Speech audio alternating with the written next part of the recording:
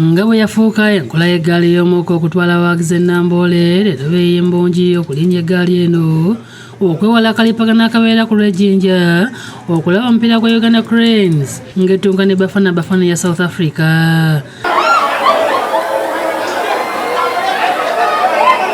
Olw'obungi bw'abawagizi abadde bagenda ennambole, abakozi ku kitongole ky'eggaali y'omukka abadde batunda tiketi basanze akaseera akazibu. Abazze ku kitebe ky'eggaali y'omukka ennakinku mu kwogerera emisinde naddala nga Uganda erina omuddusi Robert Wauka ne famire saako akulira ekitongole ky'ebyobulambuzi Julian Kagwa baaniziddwa akulira ekitongole ky'eggaali y'omukka Veronica Juna.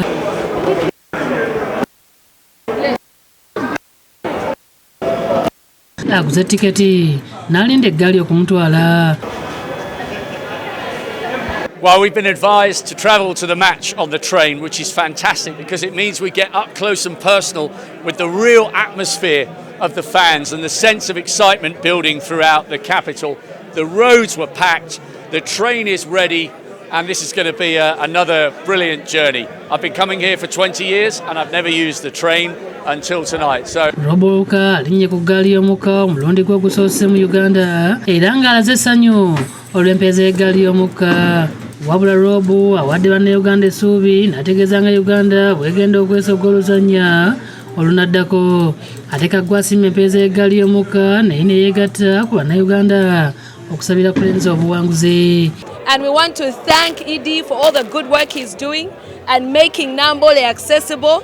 Today, we are in Nambole. Today, Uganda Cranes fly. Uganda, oh yeah! Uganda Cranes, oh yeah! Ye Kajuna akakasizza bannayuganda nti ekitongole kyakulembera kyakugenda maaso n'empeereza ennungi wadde nga bakyalina ebibasoomooza ng'ekitongole. Not only do we support soccer in Uganda, but we also support other passengers who are moving from Kampala to Mukono and Mukono to back to Kampala. I would also like to take this opportunity to thank all our customers, our clients who are supporting Uganda Railways Corporation. Bano bagenze emituba gitambuliza amadiisa okutuuka e Nambole.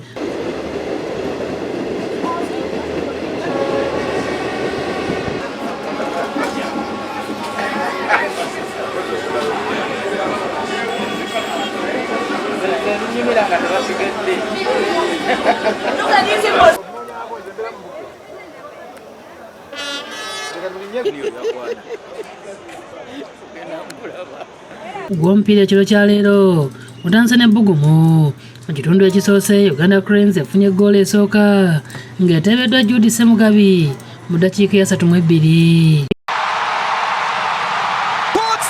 Mu kitundu ekyokubiri South Africa ekomyewo n'amaanyi n'eteeba ggoolo 3 mu ddakiika mbale. Ludlu will attempt to fashion out the charge and it sinks the Cranes. Ku ggoolo ya South Africa ey'okusatu abawagizi ba Uganda banyogoze wabula nga wabula eddakiika mbale omupiira gugwe Uganda efunye penalty 2 bwegudde amaliri ne South Africa mu ngeri y'ejjenje liise ku mumwa gw'enkoko olwendo n'etta abawagizi. Eddenge ebivannyuma ligenze okukommontebwa nga ttiimu zombi zirina ggoolo 3-3 nga kino kitegeeza nti Uganda eyiseewo. And the referee delivers the verdict the Cranes were praying for. They've managed to snatch an opportunity